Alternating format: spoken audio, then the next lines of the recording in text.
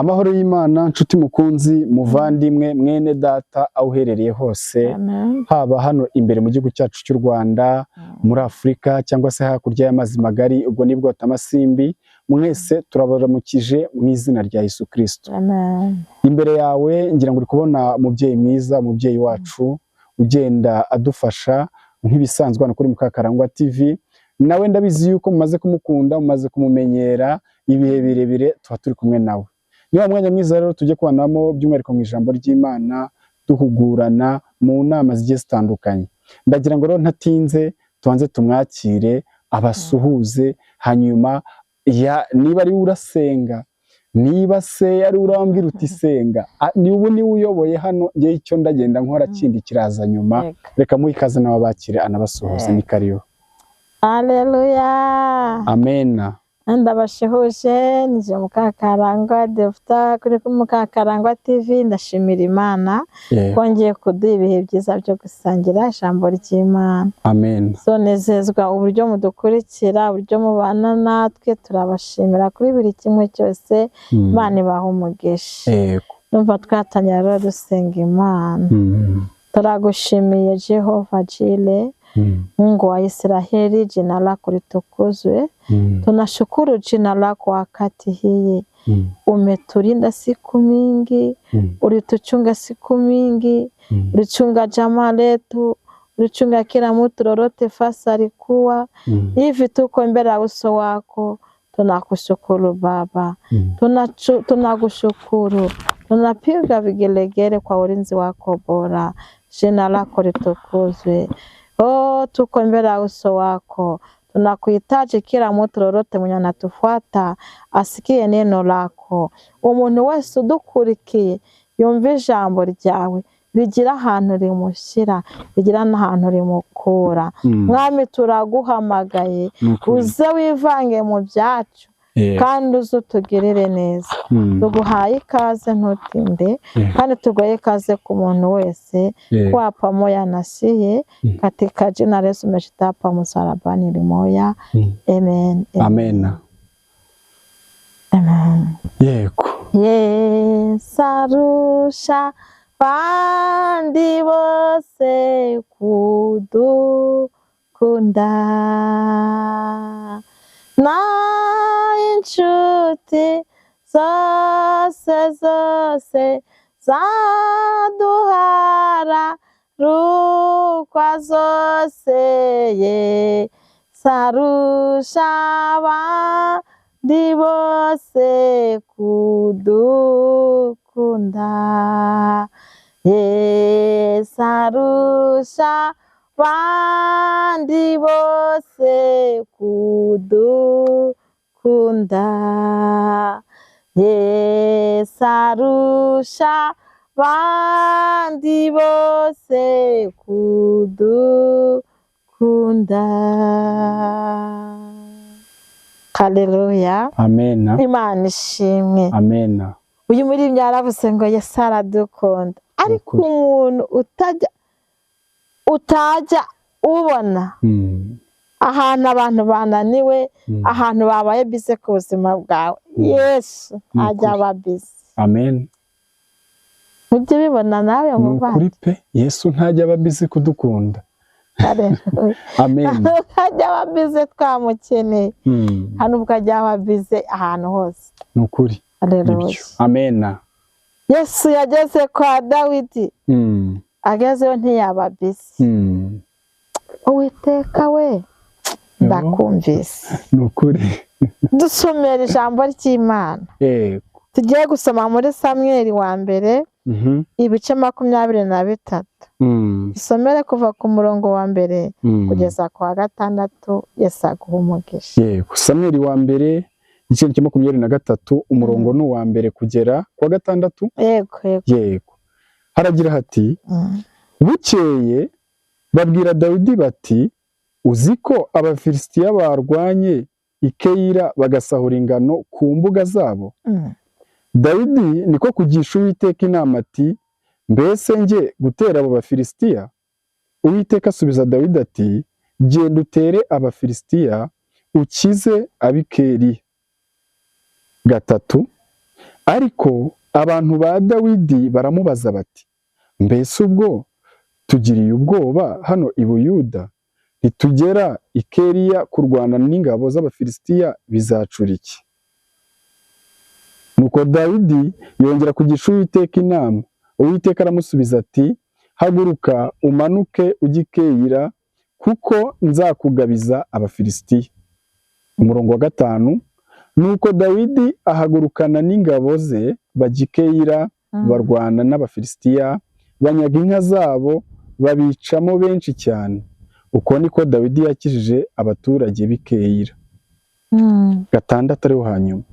Kandi ubwo Abiyatari mwene Ahimeleki yahungiraga kuri Dawidi i Keyila, yahunganye na efodi. Amen. Amen. Amen. Yesu aguhe umugisha mwinshi. Namwe. Dusomye ijambo ry'Imana. Intego iravuga ngo guhungira k'Uwiteka. Yego. Bigira umumaro munini. Yego. Kuruta guhungira ku bantu. Amen. Ngo Dawidi atabara i Keriya. Yego. Haleluya. Amen. Abafilisitiya bari barakoze ikintu gikomeye.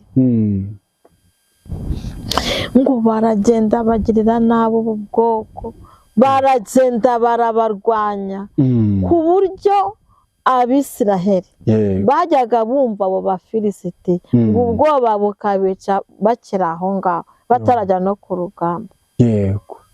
Bukeye Dawidi arabireba.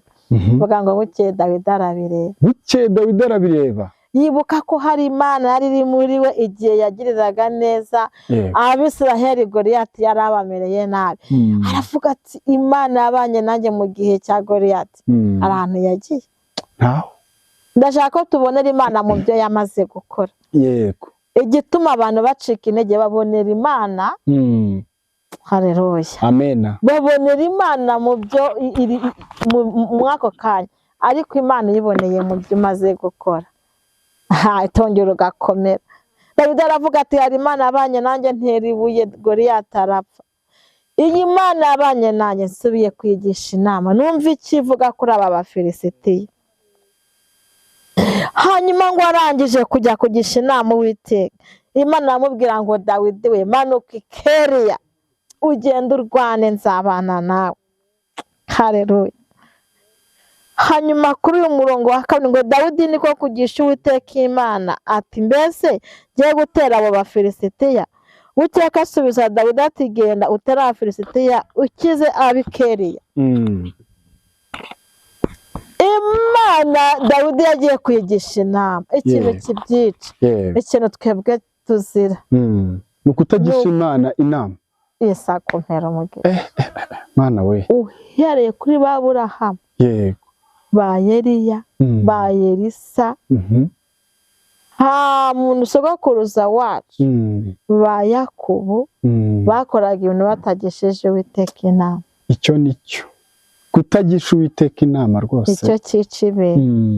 Ugasanga amaso wayashyize ku bakomeye, ariko ugasanga wayashyize kuba muri vindimwe, ugasanga wayashyize ku nshuti zawe. Ariko ndashaka kukubwira ngo hari ijoro uzibona uri wenyine. Mama wawe ntuhamubone, sheri wawe ntuhamubone, umugabo we ntuhamubone, inshuti ntuyihabone, ukisanga uri wenyine. Uwo musengana adahari, na pasiteri wamuhamagara ugasanga ntiri. Uwo muririmbana nawe ntumubone. Na mama wawe na papa wawe na dirija wawe ntumubone. Ayiwe. Umuntu akabona Imana gusa. Akabona Imana gusa. Dawidi yaravuze ati sinshobora kujya gukiza aba bantu bari Keri. Yego. Ntabanje kugisha inama Uwiteka. Aragenda agisha inama Uwiteka. Iramubwira ngo nagenda ajye kubakiza ajye gutaba. Iyi Imana ivuga. Imana igomba kuvuga rimwe ukumva. Nibyo. Ikibazo dufite abantu, Imana iravuga ntibumve bakajya barabanje kunyura kuyibaza. Urayibaza iki? Imana katari umugore yavuganye nawe. Cyavuga ngo umugore ajya ahindura amagambo. cagutira umugore isakoshi akayikwemerera mu gitondo wamaze gukenyera ukajya ukatuma umwana atagenda yinzanira akakubwira ati umugabo wanjye yambujije kandi n'umugabo atabimubajije kuko nyine umugore abagore benshi nyine bahindura amagambo ni bamwe si bose ariko abagore bakiri hahandi nawe bavuza benshi ariko Imana wavuganye nawe si umugore wavuganye nawe Dawidi aravuga ati Imana ivuze rimwe ndumvise ivuze ko ngomba kujya gutera ikeri hakiza ubwoko bwayo buriyo ndagiye ariko ndabanza kubwira abo turi bujyane aragenda arabibabwira ngo bahita bagira ubwoba bati Dawidi we byonyine ushaka kutwicisha bamera nk'iyi sheke yanjye iri ahangaha mu by'ukuri iyi sheke yanjye ndikurikishe ndi kuyisinya yari ifite akamaro nari ndi kuvuga ati ngiye gutora amafaranga menshi cyane kuko ndabona iyi sheke iriho amafaranga iyi sheke iriho amafaranga 500,000 500,000 ntabwo ari make ndi gusinya nari mfite morale mvuga ati 500,000 yego ariko ubu nshaka kuyireba nkavuga ati ko yarangije manda ya mafaranga yarashize na sheke nta manda ifite ubu nyine byo nagira ubwoba nkavuga ati si sheke byararangiye ariko wa munsi yari ifite akazi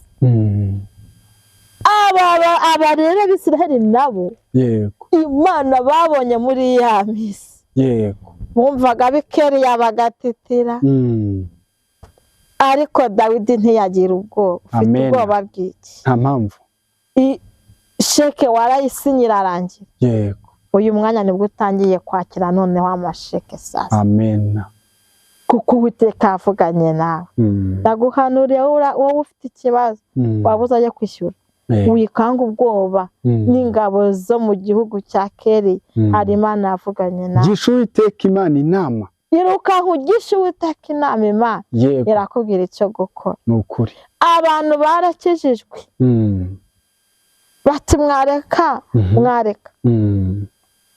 mwareka ko ibi bintu atari byiza mwareka ko ibi bintu atari byiza hari n'abagiye bikurira indwara mu byo babujijwe n'Imana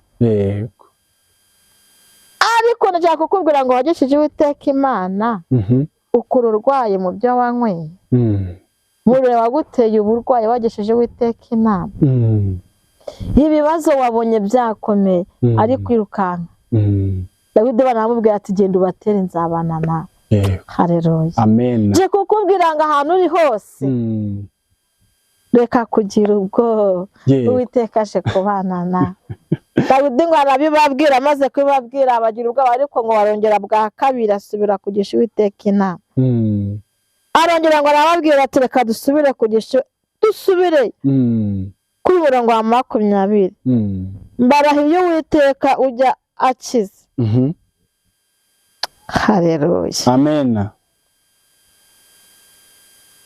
ati mbarahiye Uwiteka ujya akiza yego ariko Dawidi yarahuye n'ikibazo gisa naho cyari gikomeye urumva yarayoboye ingabo izo ngabo abwiye ngo bajye gutera Keyila zigira ubwoba Dawidi abona ntari buzikurure asubira kugisha Uwiteka inama haleluya ni password amen password komeye iyo ni password pe Imana iramubwira ngo genda genda ujye kubatera dusomye ijambo rye baravuga ngo yarabateye yarangije azana n'iminyago arabatsinda ariko ntago yabatsinze kuko yari afite imbaraga ntago yabatsinze kuko yari afite ubushobozi ntago yabatsinze kuko yari afite intwaro yabatsindishijwe nuko yagishije Uwiteka Imana ikamwemerera kujyana nawe ibintu byose uzakora Imana itabirimo ntago bizaguhira icyo nuko uzanicuza ibintu byose uzakora wahubutse njyewe mfite ubuhamya bwinshi harajya kizagera nkafungura ubuhamya nkabuvuga ibintu byose uzakora utagesheje Uwiteka Imana ntabwo bizaguhira ariko tugana ku musozo w'iki kiganiro buriya nkuye n'ijambo rikomeye amen nsanze ubundi ijambo rivuga ngo ntukagire izindi mana mu maso yawe muri make umuntu ntakimika ibigirwamana usanga rero abajyanama iki gihe abantu twishyiriyeho ni ubutunzi tuba twumva dufite ubutunzi nta zindi nama dukeneye. Turimo tugana ku musozo, abo bantu wabagira nama ki hanyuma ukadusengera dusoza iki kiganiro? Ndashaka kubagira inama ko ahantu Imana iri nta kintu ubura. Amen. Ariko ahantu Imana itari, ba bantu bazagenda bose bagira ubwoba, wowe na rya joro nakubwiye uzajya wibona uri wenyine, ariko Uwiteka muri kumwe mu bwo butunzi. So hafa ibintu bizagenda neza. Amen. Gahunda no kubana n'Uwiteka hafi cyane. Ufite Uwiteka inshuti zizaza, ufite Uwiteka amafaranga azaza, ufite Uwiteka imodoka, amazu meza, ingendo zo kugenda mu bihugu ugaruka, ubugingo urabwizeye, uzaba mu gitaramo cy'abera. Ufite Uwiteka azajya kuvana mu gitaramo cy'abarera ushyire mu gitaramo cy'abashima. Uwiteka niwe rufunguzo narinzaniye abantu bose. Amen. Mubyeyi ndabashimiye. Noneho rero ndumva twasenga dusoza kandi dushishikariza abantu mukunda ibiganiro byacu, mujye mubisharinga, mubigeze ku bandi. Ni ibiganiro bifite ubutumwa bwiza kandi bwubaka, buhumuriza imitima yacu ndetse n'iwawe nawe ukurikiye ikiganiro. Rero mudukunde, mukore subscribe, hanyuma kandi dukomeze duhurira kuno muyoboro wacu kandi wanyu. Amahoro y'Imana bane namwe. Shalom. Nikaze no gusenga. Dani wadusengera Imana nawe. Reka umukuru ampaye uburenganzira, reka dusenge dusoza. Mwami Yesu, turongeye turagushimiye kandi turongeye turaguhimbaje. Ni ukuri uri Imana ikomeye, uko wari uriho na kera n'uyu munsi ni kuri. Umukozi wawe atubwirije ku magambo meza kandi amagambo akomeye, atubwira kuri Imana itagihinduka. Kandi atwibutsa ko mu byo dukora byose tugomba guhora tukugisha inama. Dawidi yari umwami kandi umwami wari ukomeye, umwami wari ufite ubutunzi, wari ufite ingabo, ariko nawe ibyo byose yarabyirengagije aza kukugisha inama. Umukozi wawe umugisha Mwami kubwira ijambo ryiza atugejejeho, byongeye gutuma twisuzuma, dusura imitima yacu, twibaza koko umwami tugomba kugisha inama, dusanga nta wundi utari wowe Uwiteka. Ngaho rero ha umugisha umuntu wese kuri iki kiganiro, ha umugisha umuntu wese wakoze subscribe, ha umugisha umuntu wese washarinze iki kiganiro, ha umugisha umuntu wese wiyemeje kudushyikira mu buryo ubwo ari bwo bwose, bwabo bw'ibitekerezo, bwabo bw'amafaranga, bwabo bw'amasengesho, wowe wese umuha umugisha. Ngaho rero nushimwe kuri Imana itugiriye neza, twizeye tudashidikanye ko ubutani tugaruka tuzasanga aba bantu bakidutegereje, kandi utazabura kuzana n'abandi baturutse imihanda yose, ko niwe Imana ibafite ukayobora kuno muyoboro wacu kandi wabo. Ushimwe rero ko uri Imana itugiriye neza kandi wumvise gusenga no gusaba kwacu, kandi utwongeye imbaraga zo guhora tukwibuka ko ari we mujyanama ukwiriye. Mu izina rya Yesu Kristo ushobora byose urakoze. Amen. Esa umugisha.